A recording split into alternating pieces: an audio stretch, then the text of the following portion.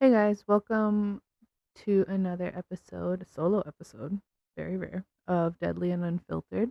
Doing this episode by myself because I just wanted to come on and explain a little bit of why um, the podcast has been inactive. And I say inactive when I literally just started it March 4th, I believe it was, when the idea came to life. And since then, we've done what, 4 episodes? And that's a lot for a podcast, especially since most podcasts typically only post like an episode maybe once every 2 weeks or once a month or something. I wanted to, because I'm starting out, I wanted to be consistent and um, do episodes once a week on important topics. And that was kind of the vibe, that was the vision that I had for this podcast, was to interview people. I love hearing stories. I love sharing stories. I do believe that I do believe in the power of sharing our life stories, and people's experiences, what they've learned from their experiences, what kind of brought them to certain situations and how they navigated challenges and trials and triumphs. And that's really what I wanted to showcase, was just the humanity of it all. And I think for me to just bring in a sense of community, and to get to know your community and one another. We have so many beautiful, interesting, fascinating people. And, once you get someone talking in a setting in someone's home, it gets personal really quick. And I think that may be an indigenous thing too, where we tend to overshare and kind of like trauma dump in a way. But it's a beautiful thing. It's not bad at all, because, we can sit here and have a conversation and laugh, and then we'll cry, and then we just see where it goes. And that's the thing I like about it. um but I've had a few people schedule in. I've had a few people schedule in to come on, but life has just been lifing. um Life's been really crazy for me, especially the past month, I would say. We I was kind of riding on this high of, starting the podcast. We're getting consistent. People want to come on. We're scheduling in and planning and getting ready. And life just happens. And on April 12th, the unthinkable happened to my family. And I lost someone very close to me. Um, I lost my uncle, as my mom's baby brother. And that in itself just threw, and I'm just speaking for myself, that just threw me for a loop. And I feel like, I don't know, like my whole perspective, I guess, on life has kind of changed. And how it's so important to just keep talking through whatever you're feeling. And that's kind of one of the reasons why I haven't really been on or pushing for anybody to come on, also, is because I've been in a funk ever since. And I pray. I do a lot of praying. And if I need to, in the past, I've consulted um, spiritual helpers to help me navigate these big emotions that I may be feeling. And I think something in me just clicked off, where I was like, I just don't want to. Like, I felt weak. I felt not just weak in my mind, but like weak in my body, where I just had no motivation to do anything. Like, I couldn't go to work because I was grieving. And that was a lot. That was a lot, because I'm constantly working. I'm always working. I'm always keeping busy. My life is crazy. My mind's been like, I feel like I've just been surviving. I am very much stuck in survival mode right now. And it's like lately, and especially today, I've realized it, and it's scary. Not that it's anybody's responsibility, but I just realized that like nobody's checked on me. And it's not like I have people in my life who I'm close to like that that they would think to check on me. Um that's something over the past couple of years that I've come to accept, that I've never been the friend who um people go see or call or message or text or whatever or check in on unless it's for help. Me, I am a helper. I will help my friends, the very few that I have, and anybody really, if they message me. I will help them, and they'll to kind of like give advice, I guess, um and that's just kind of my role, and that's my role also in my family. And a couple of years ago, it really bothered me that, like, well, I don't want to help anybody anymore. Like, nobody helps me, like, that's not a good feeling. But I've had to shut that off, and not shut that off, but I feel like in my healing, in my healing journey, I've realized that my circle is small for a reason. The people who are meant to be in my life are in my life, and if more happen to come along down the road, then that would be great. I would welcome that with open arms. I'm so open to making friends, and but I'm such an awkward person. I keep to myself a lot, and I have like RBF, like if you know what that is, it's like it's resting face. Um I look crabby. I look miserable. But I'm not. I swear, like, if you approach me, like, I will open up like a little butterfly, like, like, I am really open. I love talking and laughing, and like, but that's like something I have to work on, right? Where it's like, okay, you have to relax the muscles in your face, drop your shoulders, take a deep breath, say good morning, smile at, like, I do smile at people. I'm not just walking around miserable all the time, like, I'll smile at people, I'll say good morning and stuff. Um, A lot of the times it's not reciprocated, but that's okay. But I'm working on keeping a positive outlook.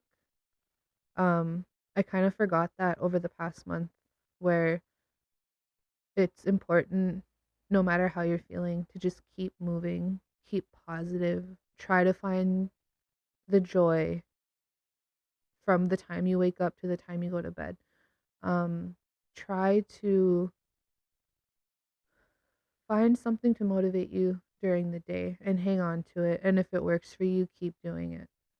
Um, but yeah, like I was saying, over the past month, ever since losing my uncle, I lost it. And I feel like I've had this dark cloud hanging over my head. And I had a lot of self doubt where I was like, who was that? Who started this podcast? Because I'm not that person anymore, and I don't want to do it, and I don't want to do it anymore. I don't want to be around people. I don't want anybody in my space. I don't want to open up like that anymore.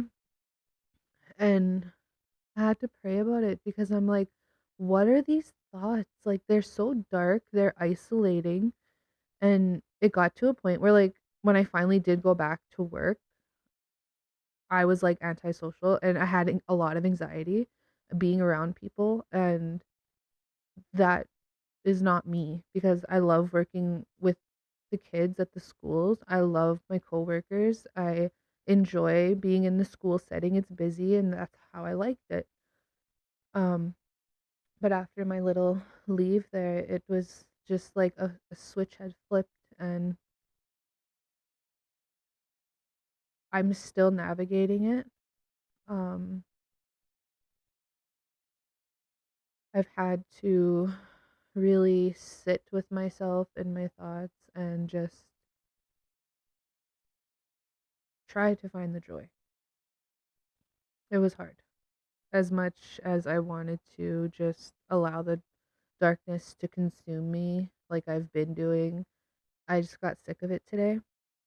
And that's one of the reasons why I'm all like dolled up. Like I did my hair, I did my makeup, I have a nice outfit on. Can't really see because I'm like it's cold out here. But I wanted to do this episode outside because it's the first beautiful night and I have my little fire going here and I have my cup of tea and this is my joy. I found a little bit of joy today and I'm just loving it. I'm loving it. I'm in my comfort space. This is my comfort space and fixing myself up is one of those things I do when I'm feeling really low to try to bring myself up. A lot of the times I'll do a full face and wipe it off because sometimes when I'm in those really dark moods, my makeup just turns out shit and it's awful.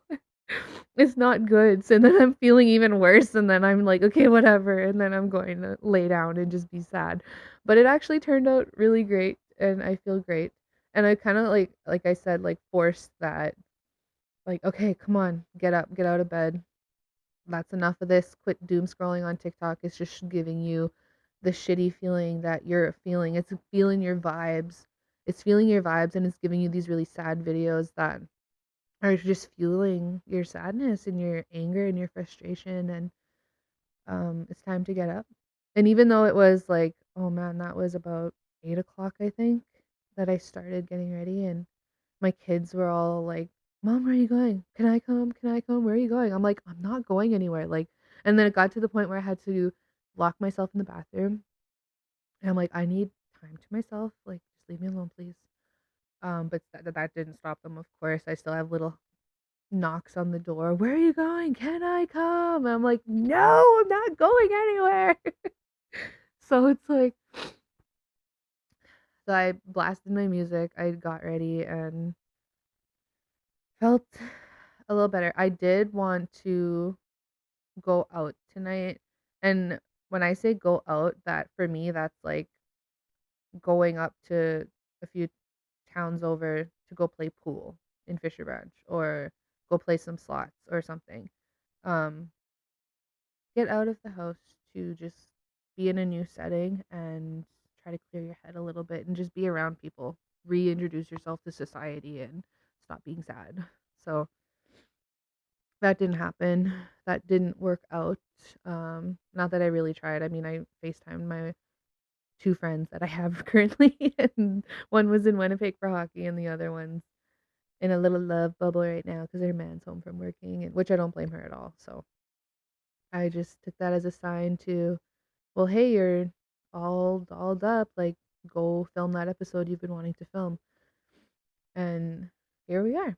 So yeah, that's just a little update. I don't want to get too into the situation with my uncle because it's still really fresh and I'm not confident that I can talk through it and keep my shit together.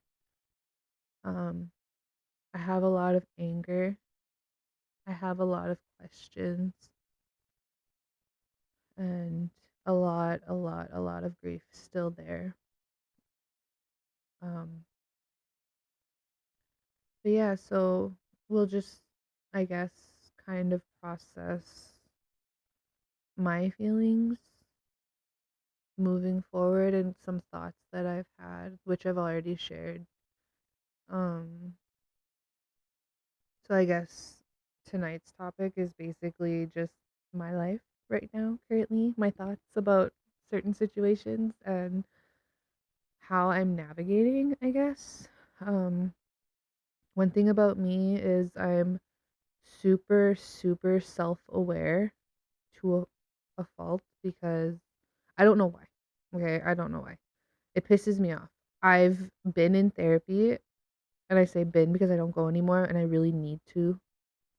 Because sometimes just talking to someone and venting and having them, even if they're just listening, which a lot of my therapists do, because I don't stop talking. Once I start, like I keep talking and I'll literally talk myself into my own solutions. And they're like, Shekinah, like, why? Like, thank you for reaching out for this appointment. We're here for you, of course, but you know what you need to do. You know what works for you, not in a judgmental way, but why are you here? What do you want me to do? And I guess the point of me reaching out for therapy is like, well, you're supposed to tell me what to do. You're supposed to help me. You're supposed to like give me like show me a path. Like I'm giving you very many different paths. Point to the one that I need to go on. But that's not their job, right? Like I literally do that on my own in an appointment where I just talk myself into my own solutions, and that's kind of what I tell. Like I'll talk to my mom and dad sometimes, and they know, my parents know. Like you let her talk long enough, she's gonna come out at the end like, this is what I'm doing. I know what I need to do. I feel so much better now. And they know to just kind of listen and let me go about my ways. But the thing about that is like it's so exhausting. Being so self-aware is so exhausting because you're aware of the crippling anxiety. You're aware of the ever occurring depression that comes in waves. You're aware of the good days and the good times and the good periods in your life, but then you realize that it's this roller coaster that you're stuck on. It's this roller coaster of extremely high highs. Like the past couple months, I've been on a hell of a roller coaster. I quit my job, a job that I loved. I absolutely loved my position at my previous school. Um, I was just in a place. I was in a dark place, and I want to say that I was at the bottom of the roller coaster. The low where my mental health was just crap, and it wasn't anything in particular. It was more just I when you're an educator, and I'm the type of educator where I'm more focused on a student's well-being and physical, mental well-being more than the curriculum. I was all about student wellness. That was my thing. My classroom was like a little home. My students called it. It was like I feel like I'm at home. Like so yeah, so I was dealing with that, and because my focus was on my students so personally, um they would entrust me with a lot of big emotions that they were having. They would trust me with a lot of situations that they were having outside of school, in school, talks of like the past and the future and happenings and all this different stuff. Um, it got to be a lot. Um, I didn't have any support while supporting my students. Um, that's not to say that I didn't reach out. I didn't seek support right away. Um, but when I did, I was shown very quickly why I don't seek out support because it just kind of like a door shut in your face, and it's not a good feeling. So that's kind of why I don't bother. But this situation in particular was just it got to be too much. It got to be too much, and one thing they don't tell you about teaching nowadays is our like students in general all over, and I'm sure this is a problem all over, they just don't want to learn. They don't they don't want to learn. They don't want to respect the classroom um for what it is, which is the classroom and what you're there to do. But I feel like that was my fault. That was one of my big it was one of my great successes, but also one of my biggest failures was making my classroom a safe, comfortable, home-like space when it should have been a classroom, a place where you come to learn. But I feel like when I started my first year, we had a very good boundary.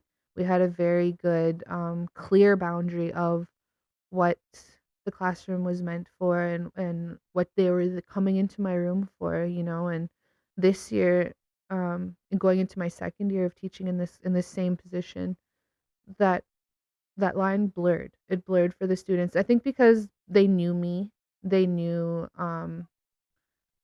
we got to know each other, of course, and I have my little group of girls there. Well, they're not little girls, they're big girls. One's graduating this year.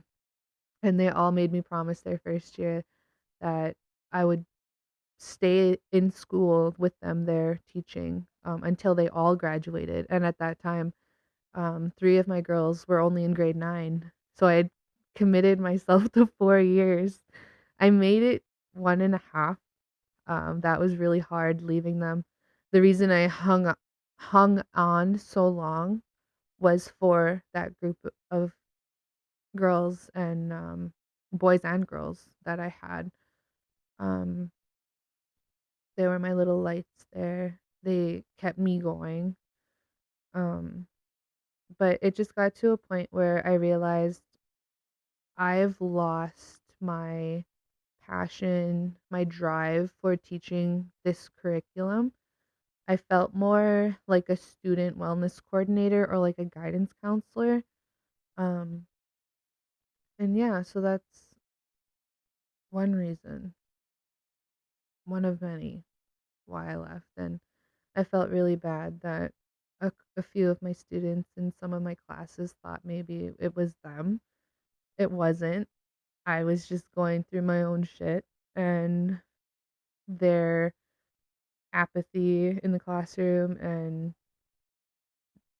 sometimes disrespectfulness just didn't help. It snowballed those feelings that I was already having until it got overwhelming, and I just had to make a decision that was best for me. I had to make a decision that was best for me to leave, and it was one of the hardest things I've ever had to do because I loved my job so much. And yeah, so that's an example of a roller coaster that I've been on. And so leaving that position, of course, with this day and age, you have to work. So I did end up coming down back home and working, funny enough, in the very first classroom that I've ever taught in. Um, I took over for a teacher who was on leave, and um, it was one of the most humbling experiences ever. And it reminded me of why I wanted to teach in the first place. So going from high school all the way back to grade 1 was insane.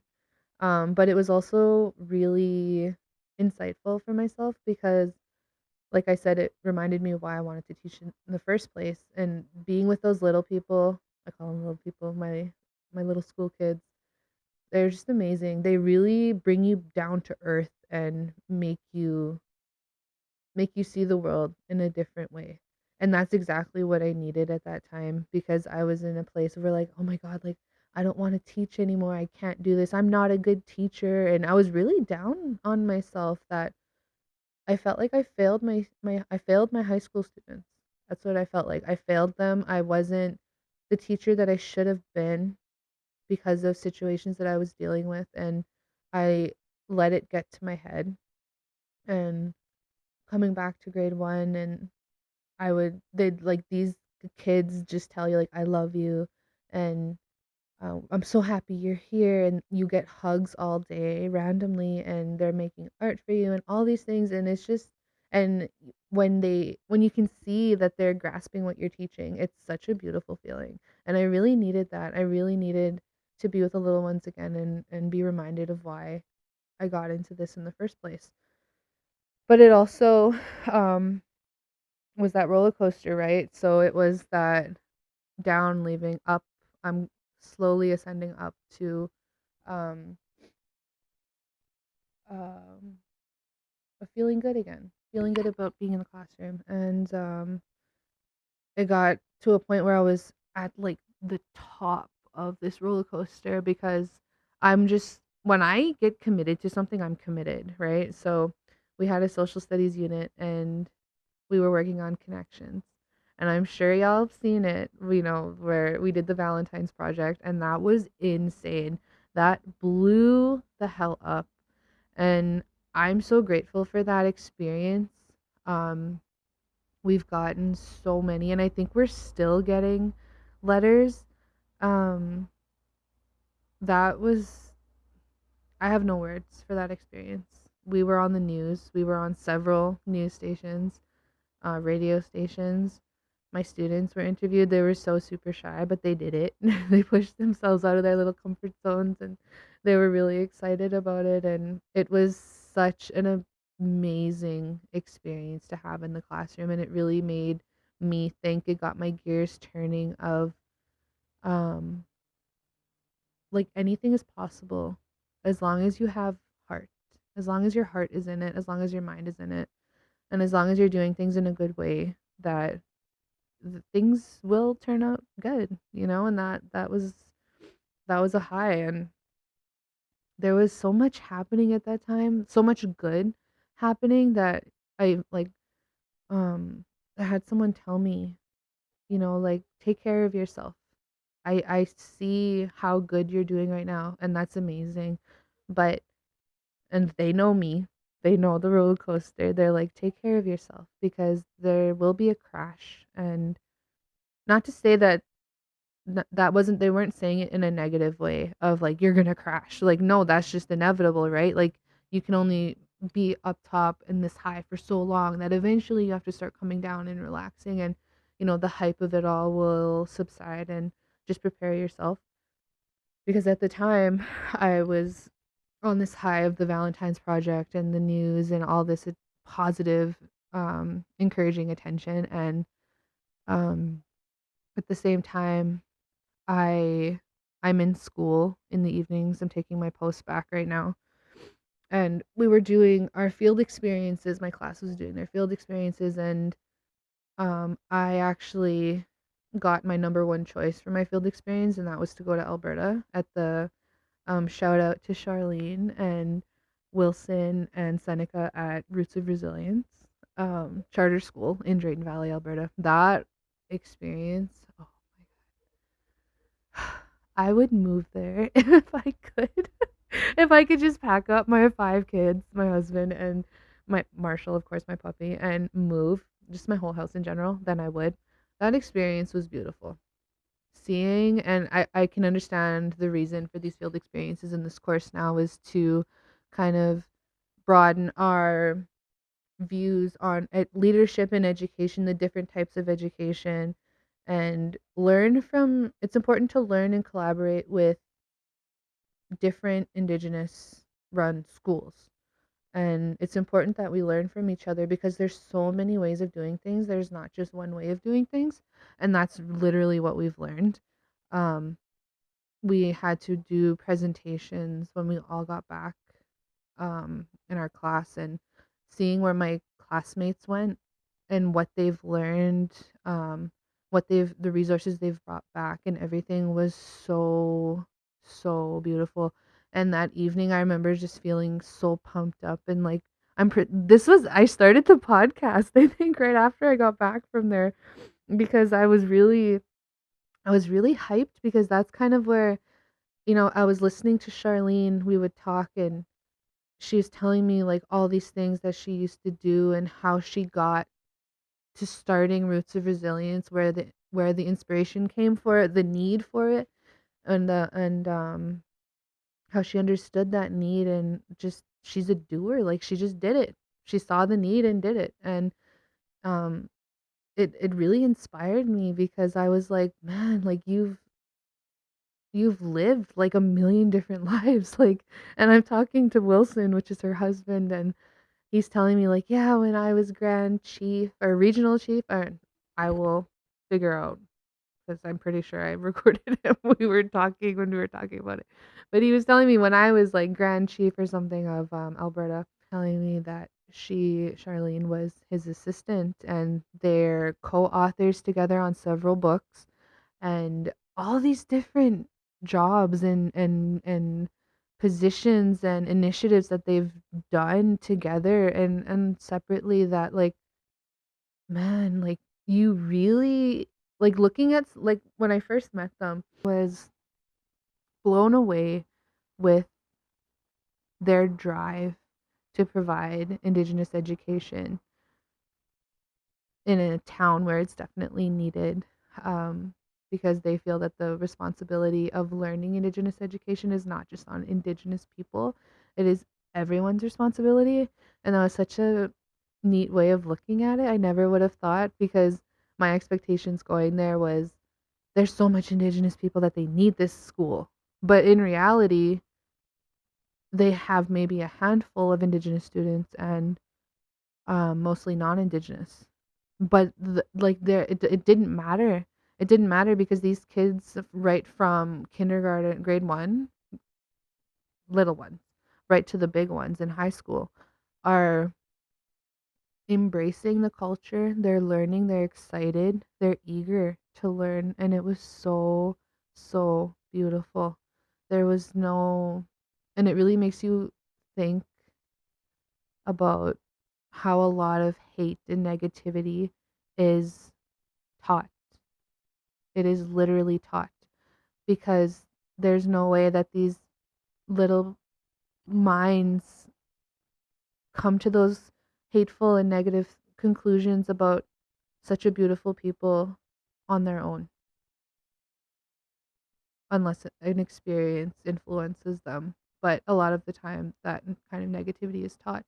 And they're leading with the idea that it is all everybody's responsibility to learn and to educate themselves and to understand maybe why the way things are the way that they are. And it's beautiful. It's so beautiful. I could go on and on and on and on. That's a whole other thing. Don't even get me started. But yeah, so that was a yet another high. I was on this high for a very long time.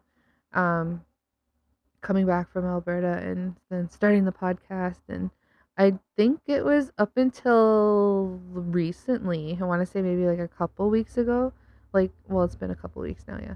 So maybe about end of March, um, when I started crashing hard. I started crashing hard. The teacher in grade 1 came back. I was done beginning of March. Um, and then I took a week off because the high of all of everything grade 1 is, if you know, you know, teaching grade 1 is not for the weak.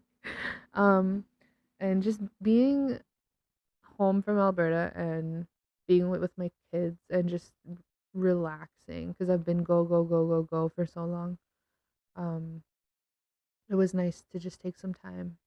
And so I was a substitute teacher and I would get called into different classrooms, which is great. I called myself a free agent, like whatever.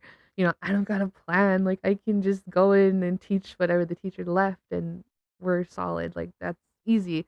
It's relaxing. I shouldn't say easy, but you know what I mean. It doesn't hold the weight of an everyday teacher. So yeah, that's what I've been doing, and I crashed hard. I crashed hard, and um, I gave up a lot of the positive stuff that I was doing for my mental health. I was on a journey to understanding and resetting my nervous system, um, to fix myself. I would say I need to fix myself. No one's going to fix me for me. Um, you're aware of what needs to be done, so you need to it's your responsibility to research, read, try to understand what is happening and fix it. But at the same time, I'm very self-aware. I'm very very hard on myself. um so when it's low, it's really low, like really dark, really dark. um I've shared in previous episodes where, you know, I struggle with the anxiety and the depression, um, on and off since I was little. Um, and I swear I'm like undiagnosed something because this roller coaster that I'm on, just I don't think it's normal. I really don't.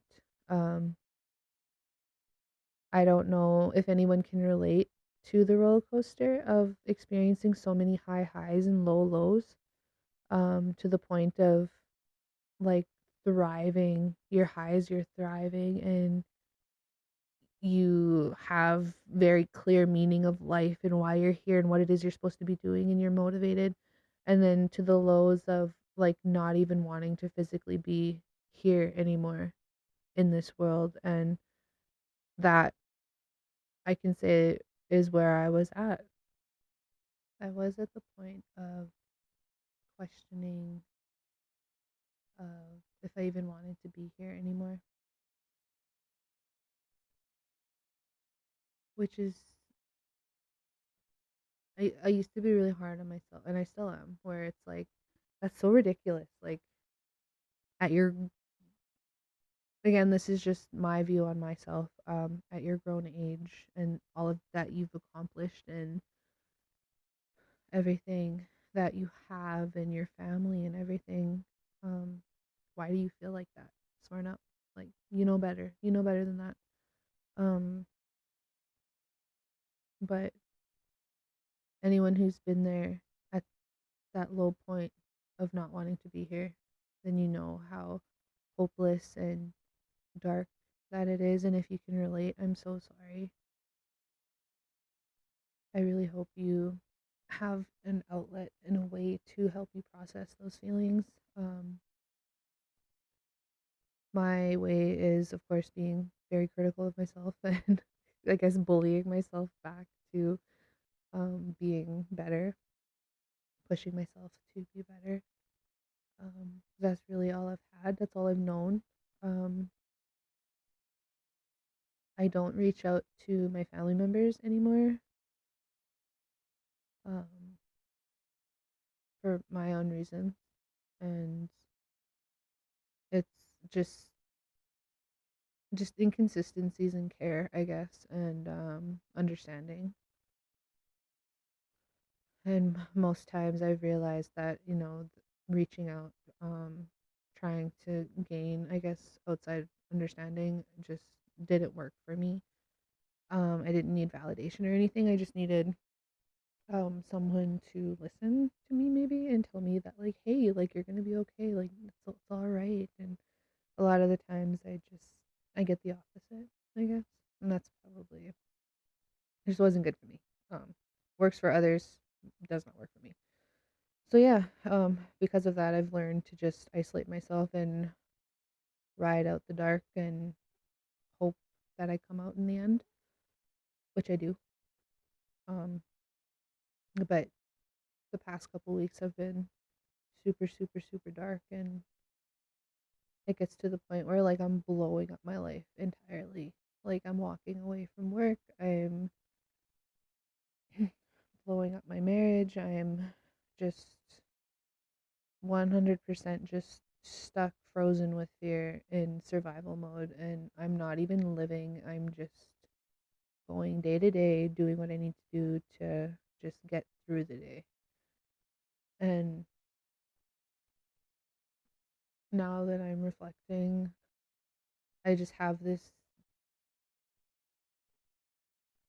desperate need and desire to be better, to start living, to um get out of survival mode. I'm aware that I'm here, but once you're there, that's the hardest part, is realizing that you are in survival mode. But then comes, well, how do you get out of it?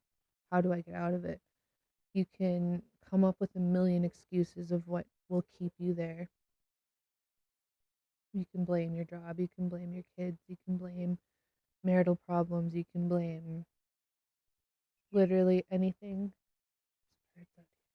You could blame literally anything, but it's up to you to reconnect and make that connection of,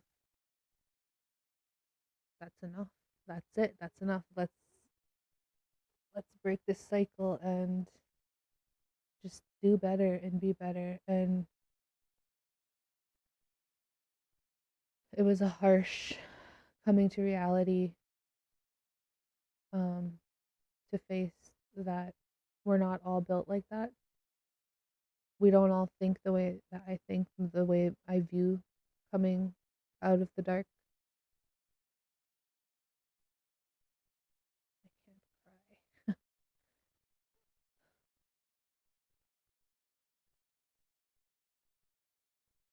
Because unfortunately, and we'll never know why, people feel that it's necessary to take themselves and to take their light from this world.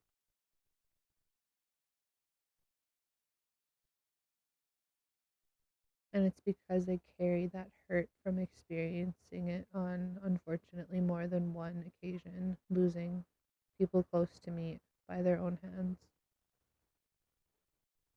That pushes me to get better, to be better.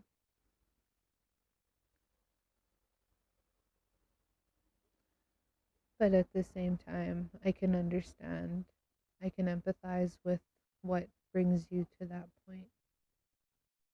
Unfortunately for me, I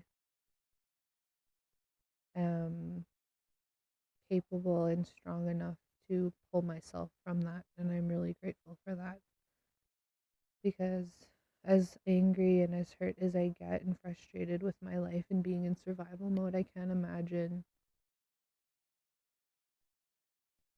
leaving that hurt with my kids.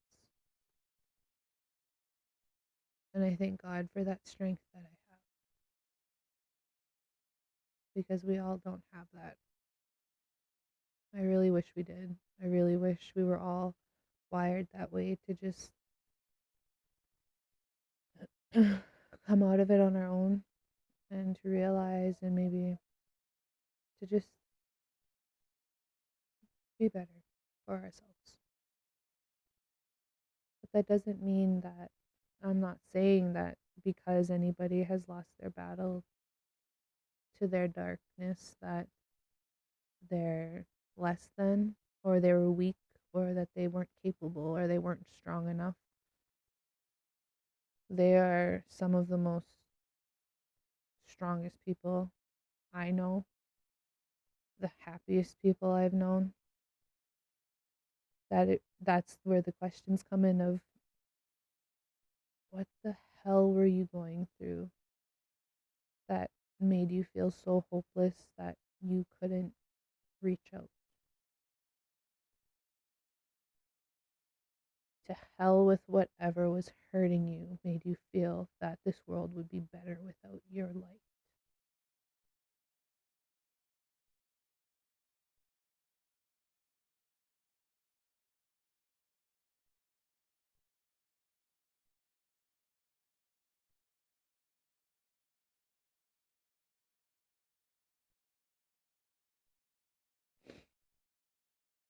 We'll never know.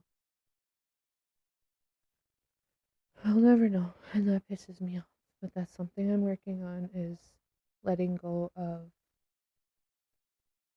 letting go of the things that we'll never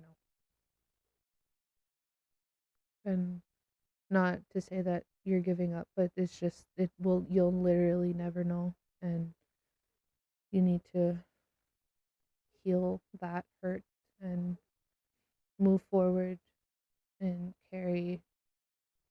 the good carry the good and the good memories and the good times and everything that you've had with them, and carry that forward. And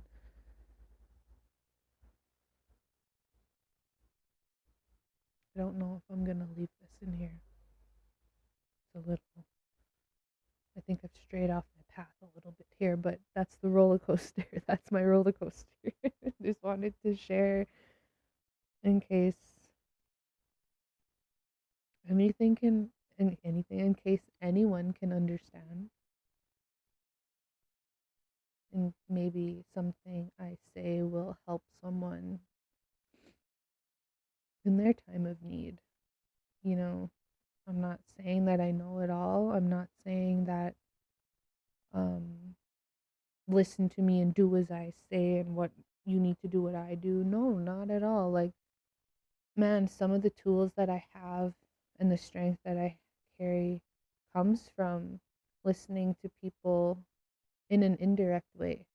They may not be talking to me, but I can relate to a lot of what they're saying, and I'm processing it, and I'm like, man, like, hey, that makes sense. And then, of course, we're all our own individuals, right? You're going to put your own spin on things, and that's that's what my toolbox carries, is um, lessons and experiences and situations that I've witnessed, um, that I now deal with in my own way. And if anything that I say can help someone, hell yeah, that's amazing. That's awesome. I feel really good about that. My intention is never, ever to come on here and speak ill of anybody or anything or any ways of doing things. I'm very respectful of the many, many, many ways of doing things. Like I said, I believe in God. I believe in Creator. I believe in traditional teachings and medicines. I believe in the power of prayer and healing oil. And I believe it all. I respect it all. To me, it's all the same thing. Some will argue otherwise. That's okay. That's their opinions. It will not sway mine. Um, but that's what I mean by taking these episodes with a grain of salt, because a lot of the time when people come on here, they can be very strong-willed in their beliefs and their stories, and um, I always like to highlight their strength, their triumphs, their struggles, their everything that they'll allow me um, to share out there with everybody, because you just never know who you may be helping. Tonight's episode, I guess, was just a little bit of what's been weighing on my heart and on my mind, and I felt I needed to get it out. And um, if you're still listening, thank you for sticking around. And if you're still listening, I hope you stay deadly. Don't let no one filter you. Use your voice. Your voice is powerful. And use the outlet that you have, whatever it may be, to bring that peace back. This is my peace. May not be everyone's cup of tea, but hey, someone likes it strong and sweet. That's me.